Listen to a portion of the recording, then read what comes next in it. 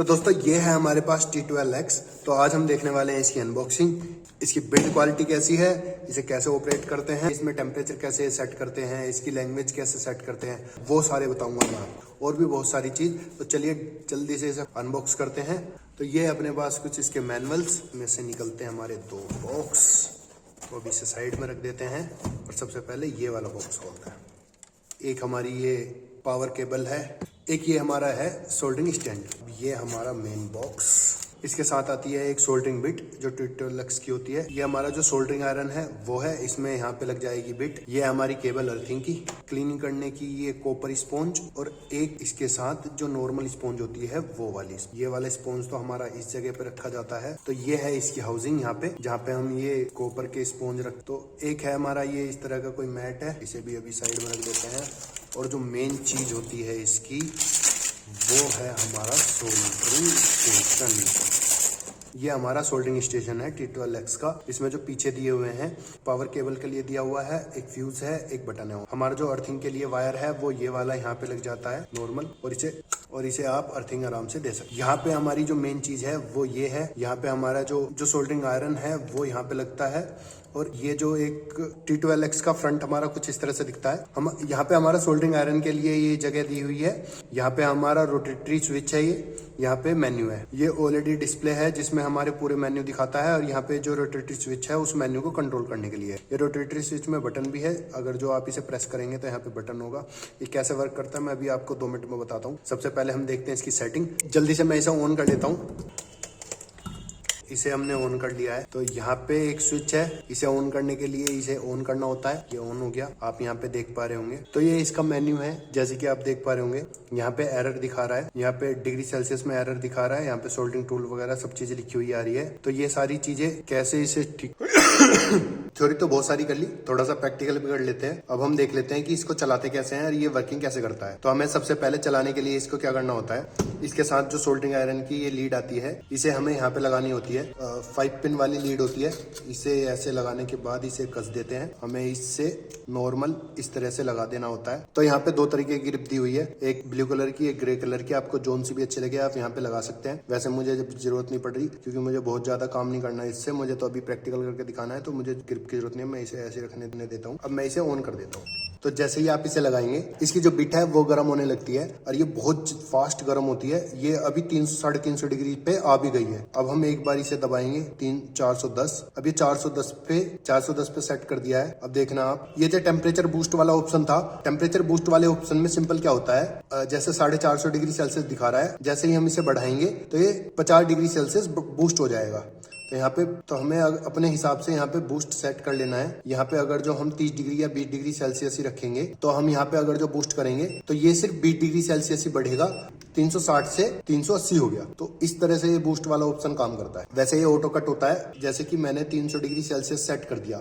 Set करने के बाद अभी मैं इससे काम कर रहा हूँ। ये 300 डिग्री सेल्सियस पे पहुंच भी गया है। अब मैं इसे यहाँ पे रख दूंगा और बिल्कुल भी इसे हिलाऊंगा नहीं। तो इसमें मोशन सेंसर्स होते हैं जो सेंस कर लेते हैं कि हमारा जो टेम्परेचर है वो हमें स्लीप मोड में ले जाना है और इसे गिराना है। स्लीप मोड में जो भी टाइमिंग रखी होगी उस टाइम के बाद ये अपने ऑटोमेटिकली इसका जो टेम्परेचर है वो डाउन होना स्टार्ट हो जाए। इस तरह के जो सोल्डरिंग स्टेशन होते हैं ना, वो मोबाइल वर्क के लिए सबसे ज्यादा अच्छे होते हैं। ये बने मोबाइल वर्क के लिए हैं। ये हमारा छोटा सा मैट है। डेमो में मेरे पास कोई फोन की पीसीबी तो है नहीं अभी इस टाइम पे, ये नॉर्मल पीसीबी है, तो मैं इसी पीसीबी पे दिखा देता हूँ। ये जो अपने पास कनेक्टर है उस पे वर्क करता हूँ। इसकी जो सोल्डरिंग बिट देख रहे होंगे बहुत पतली है।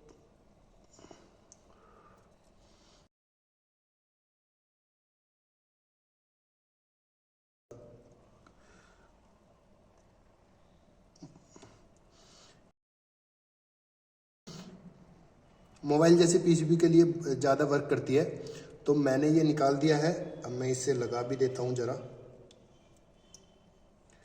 तो मैंने ये लगा दिया है। मैं इसे रख देता हूँ नीचे, और आपको एक बार इसे सोल्डर करके भी दिखा देता हूँ।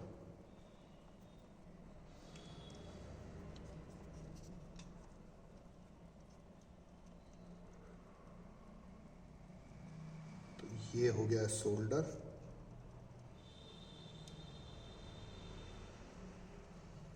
तो मैं आपको एक बार इसकी सोल्डर की क्वालिटी दिखा देता हूँ कि किस तरह से सोल्डर हुई है। तो ये रहे हमारे दोनों पॉइंट जो हमने सोल्डर करे थे। वो शोल्डर की क्वालिटी तो बेस्ट है। एक्चुअल में T12X का तो मेरे को कुछ तारीफ करने की जरूरत है ही नहीं, ये ऑलरेडी प्रूवन है कि ये बहुत अच्छा सोल्डरिंग आयरन है। तो अब हम सिंपल इसके सबसे पहले देख लेते हैं उसकी मेन्यू की सेटिंग। तो मेन्यू में चलते हैं। मेन्यू में इसमें कुछ सेटिंग्स आती हैं, तो वो हम सारी देखने वाले हैं। इसमें मैं आपको बताता हूँ लैंग्वेज के बारे में।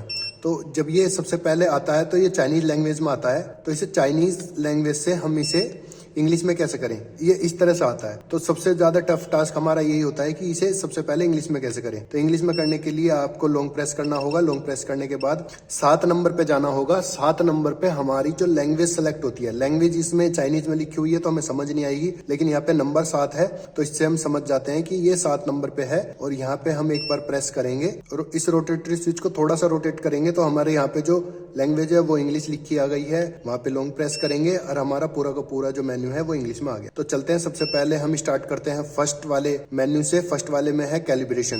कैलिब्रेशन में क्या होता है, जो हमारा हीटर होता है वो हीटर का टेम्परेचर कई बार गलत दिखाने लगता है। होता 200 डिग्री सेल्सियस है, दिखाता 300 डिग्री सेल्सियस है।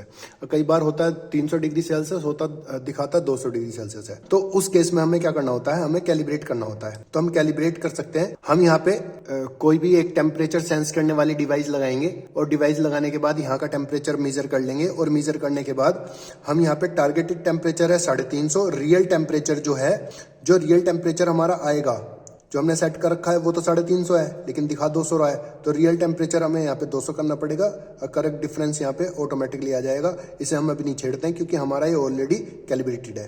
तो हम लॉन्ग प्रेस करके इसे बाहर आते हैं, फिर एक बार लॉन्ग प्रेस करते हैं, फिर मेन्यू में जाते हैं। सेकंड ऑप्शन है शॉर्टकट टेम्परेचर।